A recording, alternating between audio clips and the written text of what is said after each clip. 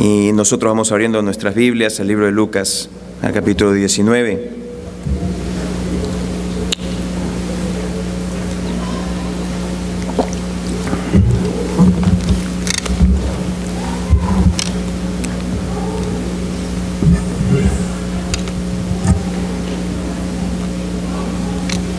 Vamos a continuar en esta mañana con el mensaje recompensas para los siervos fieles cuando el Señor retorne. Vamos a tener la conclusión de nuestro mensaje. Pero antes de ello quisiera decirles que se unan conmigo en oración al Señor una vez más. Padre, venimos a ti con un corazón agradecido. Yo también sé que en medio de nosotros, por distintas razones, también hay corazones angustiados. Cuán bueno es saber, Padre, como en el Salmo 50:15 que dice: clama a mí en el día de la angustia, y yo te libraré, yo te salvaré, y tú me honrarás. Damos gracias, Padre, que tu oído está atento al clamor nuestro, y nuestras angustias no las tomas tú en poco, sino que tú todas las levantas y nos libras de todas nuestras angustias. Como dice bien en el Salmo 56 también, dice: libra a Israel de todas sus angustias. Así también en esta mañana te imploro, líbranos de todas nuestras angustias. Señor, y ahora pues venimos para abrir las Escrituras, y en medio de las condiciones que atravesamos es que queremos encontrar al abrir las Escrituras la palabra tuya para nosotros, para la iglesia, para nuestras familias, para cada uno de nosotros. Más aún también para aquellos que están aquí presentes, Señor, que están aquí, más aún no tienen una relación contigo, aún no se han reconciliado, quizá no lo saben, no están seguros. Te imploro, Dios, que por tu Espíritu una vez más tú les ayudes, que abras sus ojos, que tú les ayudes a ver a Jesús crucificado, sepultado, resucitado, como aquel que es el único que puede darles perdón y vida eterna. Porque no ha sido dado a nosotros ningún otro nombre en el cual haya salvación y perdón de pecados, sino solo el nombre del Señor Jesucristo. Imploramos pues, Padre, que en esta mañana tú nos bendigas. Tú no sabes dar otra cosa para los tuyos que solo bendiciones. Y por eso te alabamos y te bendecimos a ti, por cuán bueno eres tú para con nosotros en todas las situaciones que enfrentamos día a día. Te muestras fiel y damos gracias por ello. Bendícenos pues, y seas tú exaltado en esta mañana y glorificado, y ayuda a tu siervo para que pueda traer la palabra en una forma clara, para que sea esta exposición clara a todos los oyentes, sirva para la edificación de sus vidas, la edificación de la iglesia, para que pecadores conozcan a Cristo, y sobre todo que sea para tu honra y tu gloria. En el nombre de Cristo Jesús. Amén. Bueno, amados, vamos a continuar con el pasaje que tenemos aquí en Lucas, recompensas para los siervos fieles. Y estuvimos viendo la semana pasada que acercándose ya el Señor Jesús a la ciudad de Jerusalén, donde a pocos días después que Él dijo esto, en la siguiente semana ya Él iba a estar dando su vida allí en la cruz. Y sabiendo pues de que muchas personas tenían la expectativa de que el reino se iba a manifestar, es que entonces el Señor Jesús aprovecha la oportunidad para decirles a ellos: hey, el reino aún no va a venir. Porque el noble de la historia que va a contar, básicamente Jesús dice que soy yo. Me voy a ir y me voy a demorar un poco de tiempo. Pero mientras tanto, hay algo importante que yo quiero que sepan. Yo quiero que sepan que todos mis siervos, a los que estoy dejando, a todos mis siervos que se ocupen, que estén ocupados en negociar con lo que yo les doy. Ese es básicamente el punto central de la historia de esta parábola de las 10 minas, ¿no? Estuvimos viendo la semana pasada que el Señor se iría y que la manifestación de su reino recién sería a su retorno. También estuvimos viendo que el Señor enseñó por medio de la parábola de que en su reino hay dos grupos de personas. El primer grupo es el grupo de sus siervos, a quienes les encarga que les sirvan en ausencia. Y el segundo grupo es el grupo de sus conciudadanos, que de acuerdo a la historia rechazan que Él reine sobre ellos. Y estuvimos viendo que un punto importante aquí es de que este noble tiene autoridad, o este rey tiene autoridad sobre los dos grupos, sobre sus siervos y sobre sus conciudadanos. Así que pues el Señor nos presentó ambos grupos, ¿no? Y luego el Señor nos da otra enseñanza adicional, que fue lo que empezamos a ver también la semana pasada, que dentro del grupo de los siervos en realidad hay dos tipos de siervos. Hay dos tipos de siervos.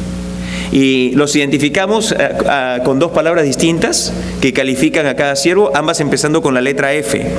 El siervo fiel, por un lado, el siervo fiel, el siervo verdadero, y por otro lado el siervo fingido o el siervo falso. Ambos, en lo externo, se presentan como siervos, pero, como vamos a ver, el Señor a uno lo va a reconocer que fue un siervo fiel y verdadero, y al otro lo va a reconocer como que fue un siervo falso, un siervo fingido. Uno que tenía apariencia de ser siervo, pero en realidad no era siervo. Y esto, pues entonces el Señor lo hace contando la historia, ¿no? Y empezamos a ver entonces acerca primeramente de los siervos fieles, características de la misma historia que los muestra como fieles. Y entonces vimos pues que habían ciertas características, y la primera de ellas es que el siervo fiel reconoce humildemente que lo que ganó no fue por su propio esfuerzo, sino por lo que le fue dado. Y el versículo 16 dice: vino el primero diciendo: Señor, tu mina ha ganado 10 minas. Y observamos en el mensaje anterior que el siervo fiel no se jacta de lo que hace por el Señor, sino que más bien da toda gloria al Señor. Humildemente reconoce que todo lo que puede hacer es solamente porque el Señor es el que le habilita, es el que le ha dado todo en realidad para poderle servir. Pero también vimos una segunda característica de un siervo fiel, que usa todo lo que Dios le ha dado para ganar más con ello. Para ganar más con ello.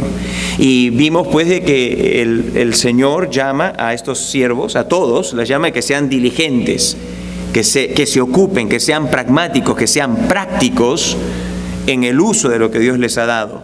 Y estuvimos viendo qué es lo que Dios nos ha dado a todos nosotros, y vimos pues en primer lugar que Dios a todos nos ha dado tiempo. Todos contamos con el mismo tiempo. Yo cuento con 24 horas y tú cuentas con 24 horas. Y pues debemos de utilizar el tiempo para servir a nuestro Señor. Nadie que quiera ser un siervo fiel, jamás podrá decir: bueno, yo no tengo tiempo para servir al Señor. No puede decir eso, no debe decir eso.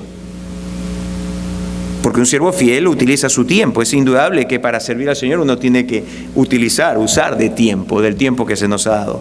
También, ya que la misma ilustración lo pone, dice que los siervos recibieron minas, y las minas eran una cantidad de dinero equivalente aproximadamente al salario de 100 días. Vimos después de que todos nosotros también hemos recibido no solamente tiempo, sino también dinero. Y el punto que hacía la semana pasada era que si alguno de nosotros no recibiese dinero para vivir, sería un pordiosero, ¿cierto? Si no tuviésemos nada, pues seríamos pordioseros, ¿no? Tendríamos una mano delante y una atrás. Y estaríamos diciendo: no tengo absolutamente nada, por favor. Pero les hacía el punto de que ninguno de nosotros en realidad es un pordiosero, ¿cierto? Sino que todos tenemos algún dinero que se nos da, que el Señor nos da. Y vienen de distintas formas, ¿no? Viene por nuestro trabajo, viene por nuestro retiro, viene por nuestras inversiones, viene de los ahorros que hemos logrado por medio del trabajo de muchos años, viene como herencia, viene como regalo, viene de alguna forma, pero todo viene en última instancia ¿de quién? De Dios. Él es el dador de todo. Él es el dador de todo. Y entonces estábamos viendo pues de que nosotros debemos de usar nuestro dinero para la causa del reino. Y la forma primordial, la Escritura nos dice, nos instruye y nos dice, hey, dice, si uno es prosperado con esto, el día de hoy, dice, separe lo primero para darle una parte al Señor, como un acto de adoración, como un acto de adoración. Entonces la palabra es muy clara acerca de cómo debemos de dar. Nos habla acerca del corazón con el cual debemos dar. No se trata de dar por dar, sino que se trata de tener el corazón correcto. Y cuando el corazón está bien, déjeme decirle, dar no es el problema. Más bien, si estamos teniendo dificultad con dar, más bien es una indicación de que hay algo mal acá en el corazón. Ahí es donde está el problema entonces. Pero si el corazón está bien y vemos que es un acto de oración y vemos que es un privilegio y vemos que es una bendición dar no es ningún problema. Dar no es ningún problema. Dar primero al Señor no va a ser ningún problema. Pero cuando el corazón es el que está mal, entonces dar se nos convierte en algo muy, muy difícil. Y estuvimos viendo pues que el dar pues debe ser de todos, y incluso les instruía a los padres, ¿no?, de que tienen hijos pequeños como nosotros, de que debemos de enseñarles desde pequeña edad a dar a nuestros hijos. Y ellos también son prosperados. Cada vez que le damos una propina, cada vez que le damos un dinerito porque hicieron un trabajo, qué sé yo, limpiaron el auto, ayudaron en la casa, hay que enseñarles, hay que tomar la oportunidad y ahí enseñarles. Hijito, hijita, lo primero que hay que hacer es hay que separar para el Señor. Incluso le puedes enseñar a pagar impuestos desde ya también. Dicho sea de paso, que también es la voluntad del Señor, que paguemos todos nuestros impuestos, que pongan algo aparte, como un ahorro, por decir así, que lo tendrían que pagar al gobierno. Y después que pueden utilizar del resto para poder disfrutar, comprarse algo. Bueno, estuvimos viendo entonces pues que todos tenemos tiempo, todos tenemos tesoros o dinero, ¿cierto? Y en distintas formas. Y también todos tenemos habilidades. Y estuvimos viendo pues de que las habilidades las podemos categorizar en dos. Una de ellas, aquellas con las que hemos nacido. Todo ser humano tiene alguna habilidad que Dios le ha dado. No hay ningún ser humano que no tenga una habilidad. Hay algunos que son prodigiosos. Yo estuve hace unos días en un concierto en la ciudad de Tampa, donde una directora armó un coro de 218 voces de niños que venían de todo el estado. Y armó en 2 días un concierto que te paraban los pelos de punta. Magnífico concierto. Y ahí habían algunas personas con unos dones, con unas habilidades, con unos dotes prodigiosos, musicalmente hablando, porque Dios a todo ser humano le ha dado alguna habilidad. Hay personas que tienen habilidades en los negocios, hay personas que tienen habilidades en las ciencias, hay personas que tienen habilidades en la administración, hay personas que tienen habilidades en el manejo de cosas, en distintas áreas. Todos tenemos alguna habilidad. No hay ninguno de nosotros que no tenga una habilidad. Si somos seres humanos, todos tenemos alguna habilidad. Pero también si somos creyentes, todos tenemos también don que Dios nos da, un don espiritual. Y este puede ser distinto, ciertamente, el uno del que recibe otro, y puede tener distintas formas en las que se expresa, pero todo creyente, escúcheme, todo creyente también recibe dones espirituales. Y entonces por decir así, la tercera T, el primero es el tiempo, el segundo es el tesoro y el tercero es los talentos. Bajo la tercera T, ¿cierto?, de talentos, los naturales y los sobrenaturales, pues somos llamados como siervos fieles a utilizarlos todos. Y les conté la historia, ¿no?, que contó el pastor Henry Allen Ironside, que fue pastor de Moody, acerca de esta chica, ¿no?, que por medio del talento de su voz y en servicio al Señor, fue usada por el Señor para traer a su padre al Señor Jesucristo. Y ahí fue donde nos quedamos. Pero permítame darle otro ejemplo más acerca de esto, ya en continuación, ahora sí. En otra oportunidad también escuché al pastor John MacArthur contar una historia donde un hombre se le acercó y le dijo: pastor, le dice, enseñar no puedo. Yo sé que debo servir al Señor, pero enseñar no puedo. No soy maestro. Predicar no puedo. No sabría ni cómo pararme delante de las personas para dar un mensaje. No puedo predicar. En realidad encuentro que como que no tengo muchas cosas, pero ¿sabe qué? Tengo que reconocer algo, dijo. Yo reconozco que Dios me ha dado habilidades para los negocios. No hay negocio que yo empiece que no se vuelva un éxito. ¿Y sabe qué?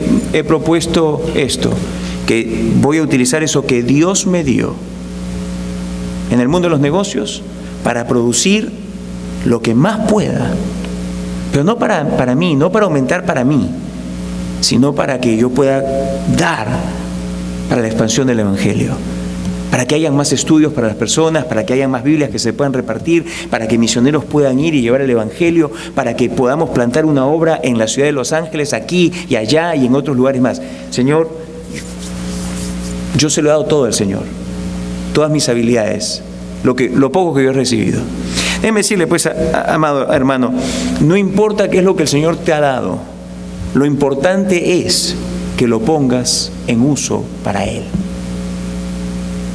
El Señor te ha dado talentos naturales y te ha dado talentos espirituales. Te ha hecho nacer con habilidades naturales y te ha dado don espiritual. Y por lo tanto, lo importante es que tú lo pongas a uso para aumentar. En todos nosotros tendría que estar esta mentalidad, que es la de aumentar. Porque ese es lo que la historia dice, ¿no? Recibió una mina y de una mina sacó 10 minas. Aumentar. Y aumentar aquí quiere decir que se expanda más, que haya más. ¿De qué? Del Evangelio y de su enseñanza, y que alcance a más y más personas. A más y más personas. Por eso es que escogimos la canción, la última, heme aquí, yo iré, Señor. Envíame a mí, que dispuesto estoy. Llevaré tu gloria a las naciones. Dicen, no, pero yo estoy aquí, estoy en Boca Ratón, en Deerfield, en Del Rey, en West Palm Beach, donde quiera que tú vengas. Dicen, no, estoy bien atado, yo no puedo ir. Déjame decirte, pon ahí, como dice la Escritura, sé pragmático, sé práctico, piensa en qué formas tú puedes. Por ejemplo, acá hay unos hermanos que están pensando ahora en dedicar un tiempo de su verano, se van a ir a la ciudad de Iquitos y de la ciudad de Iquitos piensan llevar el Evangelio a niños. ¿Por qué? Porque resulta pues que los compadres son peruanos. Y son al menos algunos de ellos son de la ciudad de Iquitos o han vivido por ahí. Y saben que ahí hay necesidad. Y van a utilizar de sus talentos, de sus tesoros y de su tiempo, y van a hacer eso. Hermano, piense, sea pragmático, sea práctico, sea ingenioso. Piense cómo hacer para que pueda llevarse el Evangelio más y más y más. El joven piense, el adulto piense, el anciano piense. Nadie debe de quedarse ocioso en estas cosas. Nadie debe de quedarse allí en neutro en estas cosas. No, no, no y no. Sea un siervo fiel. Sea un siervo fiel. Así que entonces tenga presente lo siguiente, amados. El siervo fiel toma lo que el Señor le ha conferido, tanto lo que recibió en su nacimiento natural como lo que recibió en su nuevo nacimiento, para usarlo para la gloria de su Señor. Pues como dice 1 Corintios 4:7, porque ¿quién te distingue? ¿O qué tienes que no hayas recibido? Y si lo recibiste, ¿por qué te glorías como si no lo hubieras recibido? No hay nada que tengamos que no hayamos recibido. Y todo lo que hemos recibido debe ser puesto para el uso del Señor, para la expansión de su reino. Así que esto como una segunda característica, el siervo fiel usa todo. Pero hay una tercera característica, el siervo fiel recibe graciosa recompensa de parte del Señor. No es tanto una característica, sino que este es el resultado en realidad de su fidelidad en su servicio. Este es el resultado de su servicio. El siervo fiel recibe graciosa recompensa de parte del Señor. La Escritura nos enseña, amados, que el Señor recompensará en gracia. El Señor recompensará en gracia. En otras palabras, el Señor no tiene que recompensarnos. Eso es lo primero que quisiera decirles. El Señor no tiene que recompensar nada a nosotros. ¿Estamos claros en ello? El Señor no me debe nada a mí. El Señor no te debe nada a ti. en lo absoluto, no nos debe nada. El Señor no tendría que darnos nada. Nosotros deberíamos estar pero sumamente recontra felices y contentos solamente de estar delante de su presencia por la eternidad, porque eso implica que Él nos perdonó de nuestros pecados, y eso debiese de llenarnos, ya de por sí debiese ser más que suficiente incentivo como para darle todo nuestro corazón, toda nuestra mente, toda nuestra alma en servicio de amor a Él. ¿Sí o no? ¿Ah? ¿Sí o no? Sin embargo, decimos que Dios es un Dios de gracia, entre otras cosas porque Él da mucho más abundantemente de lo que siquiera nos merecemos. Y acá vemos que la historia claramente indica de que el Señor, y la Escritura es clara en esto, que el Señor va incluso a recompensar. Él va a recompensar. Dice el versículo 16, vino el primero diciendo: Señor, tu mina ha ganado 10 minas. Y Él le dijo: está bien, buen siervo. Por cuanto en lo poco has sido fiel, tendrás autoridad sobre 10 ciudades. Déjame hacer una pregunta. ¿Es evidente o no que hay recompensa aquí? Y más aún, ¿no es evidente que es una recompensa de gracia? Porque pregunto, ¿de qué otra forma se puede explicar o entender que habiendo manejado lo que se le dio al principio, que fue el equivalente de 100 días de trabajo en dinero, ¿no? ¿Cómo se puede explicar entonces que ahora, porque lo manejó con fidelidad, recibe como recompensa la administración de 10 ciudades? El Señor Jesús no hablaba por hablar. Si algo, el Señor Jesús está acá haciéndonos ver cuán rica es su gracia y cuán ricamente lo va a recompensar. Mucho, absolutamente mucho, mucho más allá de lo que siquiera nos podemos nosotros imaginar. La gracia de nuestro Dios en su recompensa, para recompensar nuestro servicio, no es aritmética, sino que es exponencial. Él no me dice: bueno, ganaste una mina, te voy a dar el equivalente a una mina. Él básicamente lo que me está diciendo, lo que te está diciendo es que tú fuiste fiel en esto, te voy a dar exponencialmente una recompensa por haber sido fiel con esto. Maravilloso en lo absoluto. Su recompensa de gracia no es aritmética, es exponencial. No es que Él me va a dar por uno el equivalente a uno. Él me va a dar por uno, me va a dar 10, por uno me va a dar 100, por uno me va a dar 1000 en recompensa. Es exponencial. Porque es la única forma de entender que si uno es fiel con, pongámoslo, es una cantidad de dinero, 100% son 10,000, con $10,000, de pronto, de habiendo sido fiel, con $10,000 en el manejo de ello, me va a poner en la administración de 10 ciudades. Ahí habla acerca de una recompensa que no está en la medida de lo que he sido yo fiel, sino que va mucho más allá de ello. Es una recompensa de gracia, no solamente en el sentido de que no nos la tendría que dar, sino que en la abundancia de lo que nos da es absolutamente maravillosa. Unos días después el Señor cuenta otra parábola donde una vez más enseña que a su venida Él recompensará a aquellos siervos que hayan sido fieles con lo que han recibido, como dice Mateo, el capítulo 25, versículo 19, que dice así: después de mucho tiempo vino el Señor de aquellos siervos y arregló cuentas con ellos. Y llegando el que había recibido 5 talentos, trajo otros 5 talentos, diciendo: Señor, 5 talentos me entregaste, aquí tienes, he ganado otros 5 talentos sobre ellos.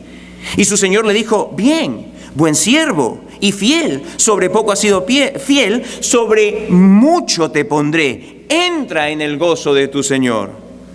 Y acá la comparación es: sobre poco fuiste fiel, sobre mucho te pondré. Una vez más, la enseñanza es clara de que la recompensa de gracia que recibimos no es aritmética, no es uno por uno, es uno a mucho más, es exponencial.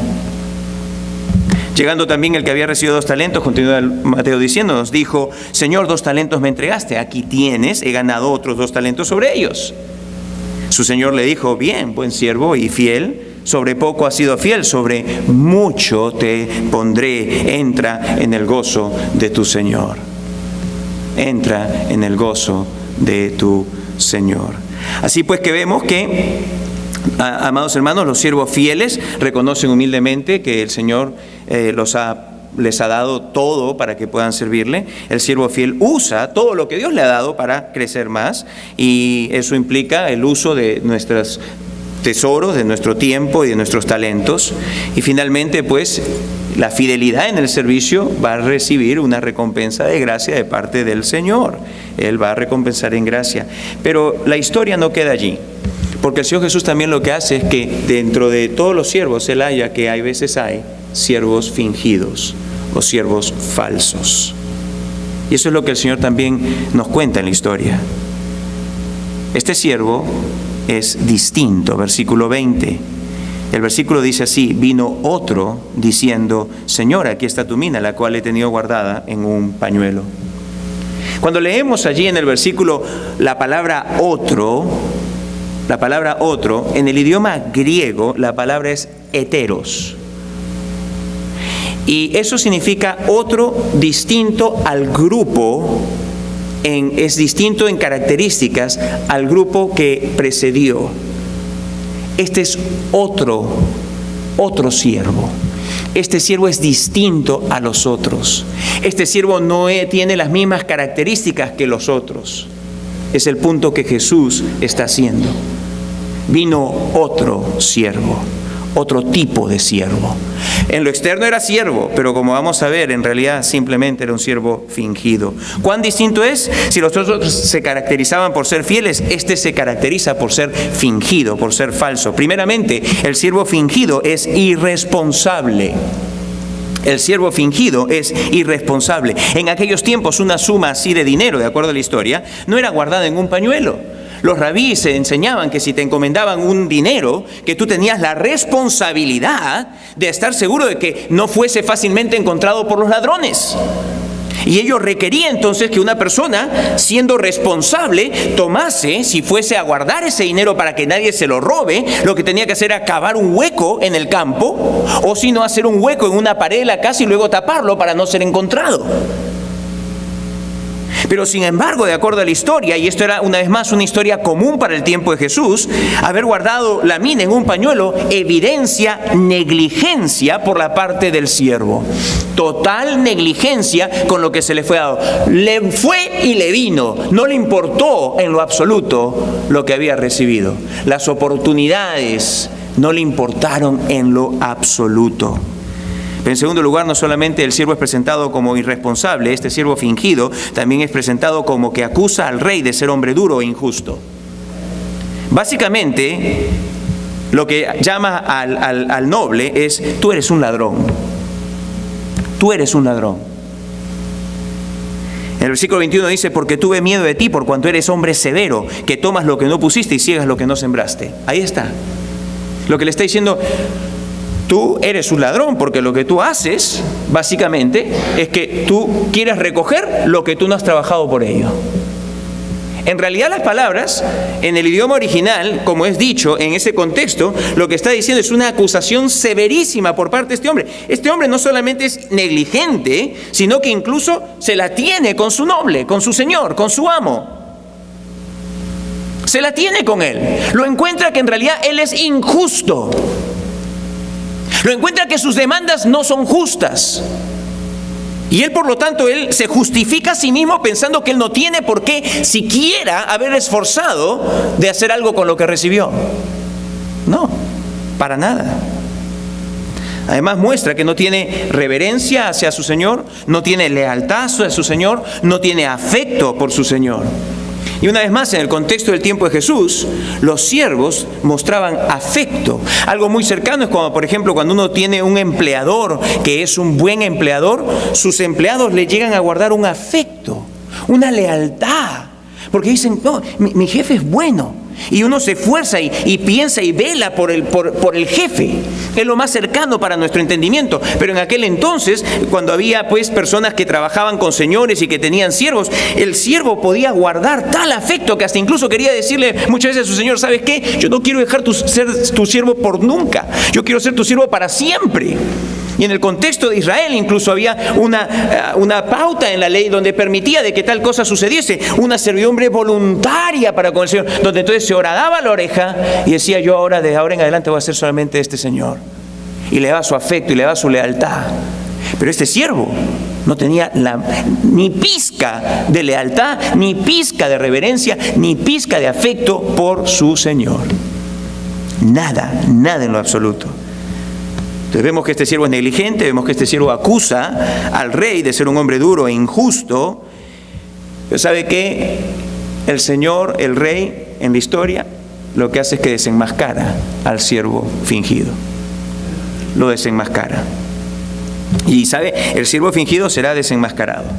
El rey desenmascara al siervo fingido diciéndole, entonces, él le dijo, versículo 22, mal siervo, por tu propia boca te juzgo. Sabías que yo era hombre severo, que tomo lo que no puse y que sigo lo que no sembré. ¿Por qué, pues, no pusiste mi dinero en el banco para que al volver yo lo hubiera recibido con los intereses? ¿Sabe qué? Las excusas no convencen al rey de ninguna forma. Y este trae a luz el verdadero carácter del siervo falso.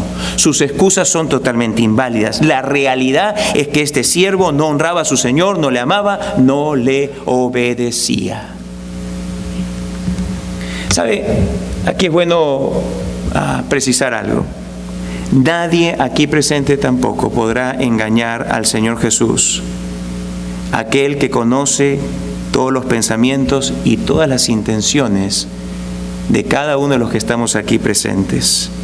Como dice Apocalipsis, el capítulo 3, versículo 14, y escribe, dice el ángel de la iglesia en la Odisea, he aquí el amén, ese es Jesús, el testigo fiel y verdadero, el principio de la creación de Dios, dice esto, yo conozco tus obras, que ni eres frío ni eres caliente. Ojalá fueses frío o caliente. El Señor Jesús sabe si hay en realidad en ti y en mí sincero amor y lealtad hacia Él. Él lo sabe. Siervos fingidos pueden aparentar, pueden parecer que tienen una relación con el Señor Jesucristo, pues venimos todos al mismo lugar, nos paramos todos para orar o para leer las Escrituras, nos paramos todos para cantar, nos paramos todos para seguir con el servicio, todos nos volvemos a sentar y estamos supuestamente todos escuchando. Todos podemos aparentar que somos siervos fieles aquí. Pero donde para mi capacidad de ver y donde para la capacidad de ver tuya, que es en lo externo, y penetrando hacia el corazón, allí nadie puede engañar al Señor. Allí nadie puede engañar al Señor. Él conoce exactamente lo que está pasando acá. Él conoce exactamente dónde estás tú parado. Conoce exactamente si hay en realidad confianza en Él, si hay afecto por Él, si hay sumisión a Él, si hay obediencia a Él, o si tú sigues siendo el que manda en la vida, el que rehúsa en realidad, el que está jugando a la religión, viniendo acá, sentándote acá, porque satisface algo tu conciencia, pero por dentro queda muy claro que nadie te va a decir a ti cómo tú debes de vivir. Él lo sabe. Y Él te va a desenmascarar. El Señor Jesús sabe si es que en realidad hay un amor sincero hacia Él o no. Él conoce si solo hay fingimiento. Él sabe si es que hay afecto o no. Él sabe si es que hay lealtad hacia Él o no. Él sabe si es que hay obediencia hacia Él o no. Así que, amados, ahí están en este primer grupo los dos que componen el grupo: siervos fieles, siervos fingidos. Y el Señor Jesús conoce exactamente quién es cada cual. Ninguno de nosotros va a poderse excusar delante del Señor, sino que más bien por nuestro afecto, nuestra lealtad, nuestro uso de lo que Él nos ha dado, se va a evidenciar una vez más la realidad de quiénes somos. Ahí se va a evidenciar. No es que yo trato por medio de lo que hago de llegar a ser, no, sino que por lo que soy es lo que vivo, lo que hago, lo que hablo.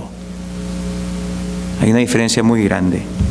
Pero ahí no queda la cosa. La historia también presenta al otro grupo. ¿Se recuerdan? Dijimos que la historia claramente presenta que hay un noble que es el rey, ¿cierto?, sobre todo el reino. Y en el reino están los siervos, pero también en el reino están los conciudadanos. Los que no son sus siervos, y más bien los conciudadanos, que son los que abiertamente rechazan. ¿Y qué es lo que el Señor hace terminando su historia?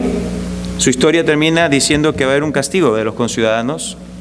Finalmente leemos el versículo 27, y también aquellos mis enemigos que no querían que yo reinase sobre ellos, traedlos acá y decapitadlos delante de mí. ¿Sabe? Yo estuve pensando en estas palabras porque ciertamente que en el tiempo en el que vivimos el día de hoy, jamás, casi sería como una blasfemia poner en los labios de Jesús una historia así. Para la mente moderna de nuestro tiempo, o la mente postmoderna de nuestro tiempo. Decir que Jesús contó una historia donde Él dice que hay algunos que han recibido el castigo y que son decapitados, trae a mente cosas como diciendo, ¡ah! ¿Cómo puede ser que Jesús ha dicho una cosa así?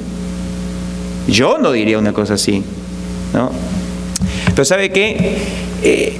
Una vez más, quizá eso lo único que hace es que a veces refleja cuán poco conocemos en realidad de Dios, cuán poco conocemos acerca de nosotros, cuán poco conocemos acerca de quién Dios es, que Él es presentado como santo, santo, santo, que Él es luz y que no hay ninguna tiniebla en Él, y cuánto nos elevamos a nosotros mismos pensando que nosotros somos buenos, buenos, buenos, y no nos damos cuenta que la Escritura dice que no somos nada buenos. Es más, dice que no somos buenos, que somos malos.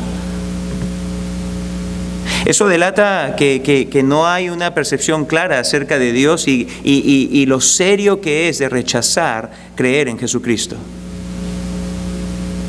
Porque la esencia, y acá la pone el Señor Jesús en términos que no es muy común escucharlo hoy en día, la esencia de no creer en Jesús es en realidad es la persona que dice, yo no quiero que Él reine sobre mí. Esa es la esencia. Yo no estoy dispuesto a someterme a Jesús para que Él me diga a mí cómo yo debo de vivir. Esa es la esencia. Yo voy a vivir como yo quiero y nada ni nadie me va a decir a mí cómo yo voy a vivir. Esa es la esencia del rechazo, el rehusar someterse enteramente a Jesús, porque Él es el Rey, el Señor y mi Creador.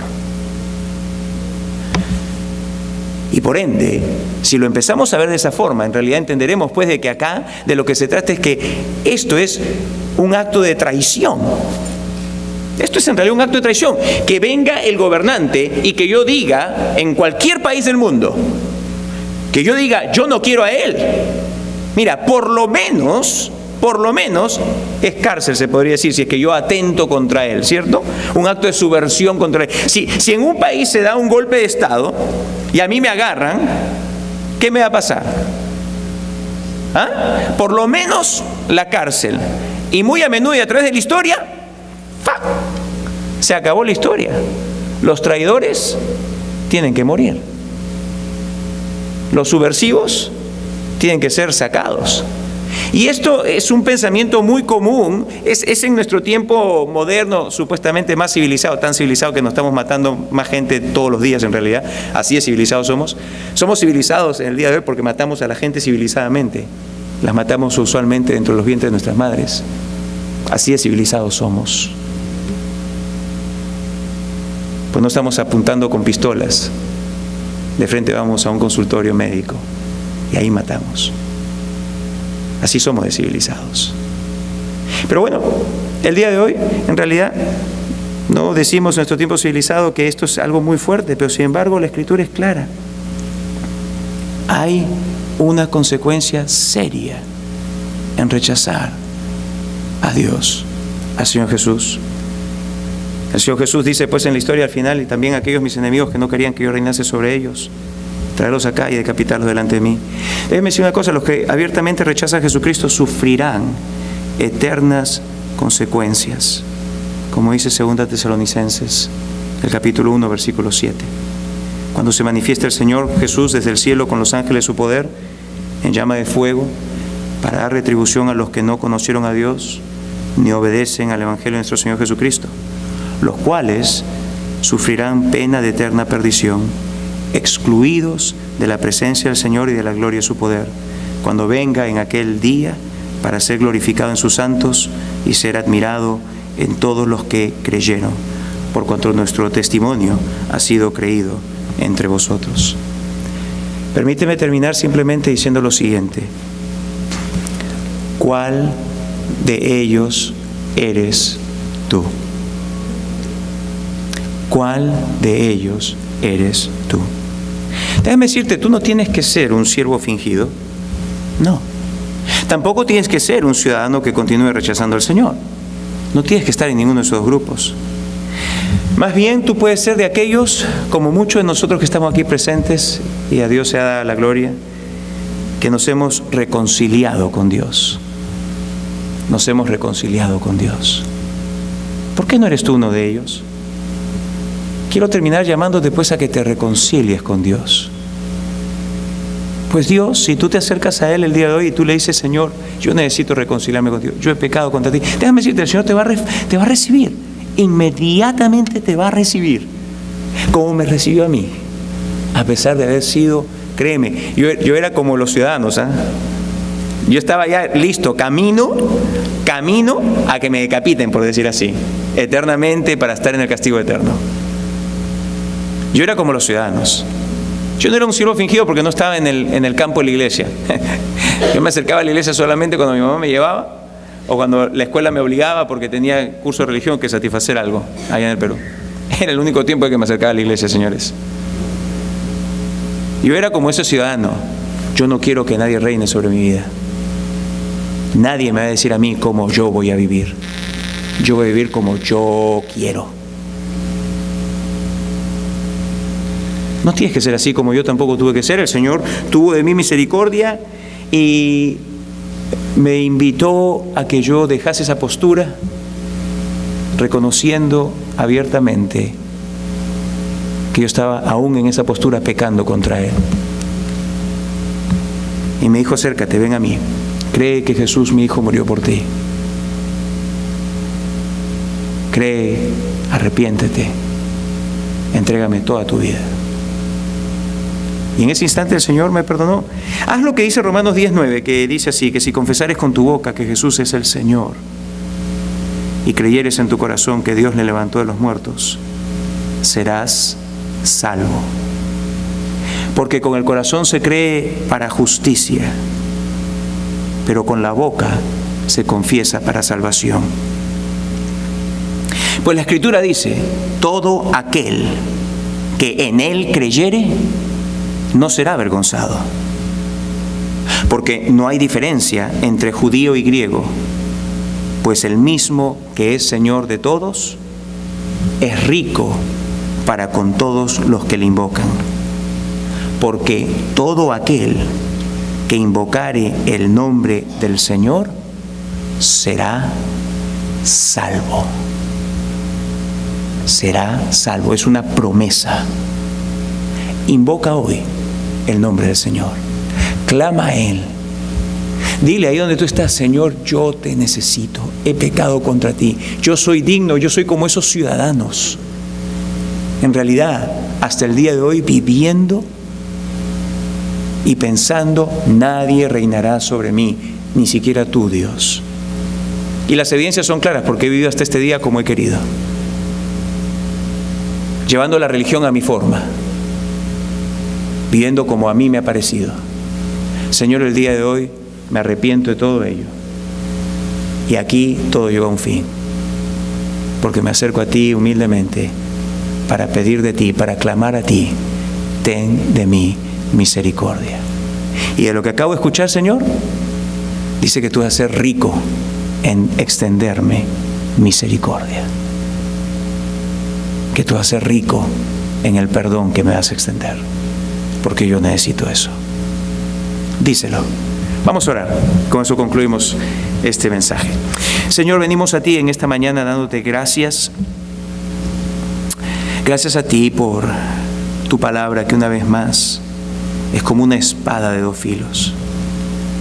Una espada que penetra filudamente hasta lo más profundo del ser, del alma, yendo hasta donde se originan nuestros pensamientos, y allí nos dejas totalmente desnudos, viéndonos tal cual tú nos ves. Y Señor, es el caso de algunos aquí presentes que tú los ves como aquellos ciudadanos que hasta el día de hoy se han mantenido en esta posición de no querer que tú reines sobre sus vidas. Y te imploro, oh Señor, que por tu Espíritu sean llevados a clamar a ti en esta mañana y a decir, Señor, perdónanos por esta falta y por todo lo que hemos hecho. Y haznos el día de hoy limpios de todos nuestros pecados. Límpiame de todas mis faltas, oh Dios. Perdóname de todo lo que he hecho. Aquí estoy, te entrego toda mi vida para ser tuya solamente desde este día en adelante. Gracias por perdonarme. Señor, te pido pues que tú obres esto en la vida de aquellos que necesitan reconciliarse contigo el día de hoy. Y Padre, para nosotros que somos tuyos, oh Señor, que el solo hecho de haber escuchado de que tú vas a recompensar en gracia, aumente exponencialmente también en nosotros el deseo y el ímpetu y la fuerza para continuar hacia adelante cada día sirviéndote, usando tesoros, talentos y el tiempo que nos has dado para expandir, para negociar con este glorioso evangelio y ganar por medio de este glorioso evangelio, por decir así, a muchos que vengan a conocer a Cristo Jesús. Y no solamente conocerle, no solamente que profesen fe en ti, sino que podamos prepararles y enseñarles como tú nos has mandado a que guarden todas las cosas que tú has mandado. Úsanos para ello, Dios. Úsanos para ellos. Sea para nosotros pensando, Señor, en aquella recompensa, que sea eso como un aliciente adicional que nos motive, Señor. Si no fuese ya más que suficiente motivación el haber sido perdonados.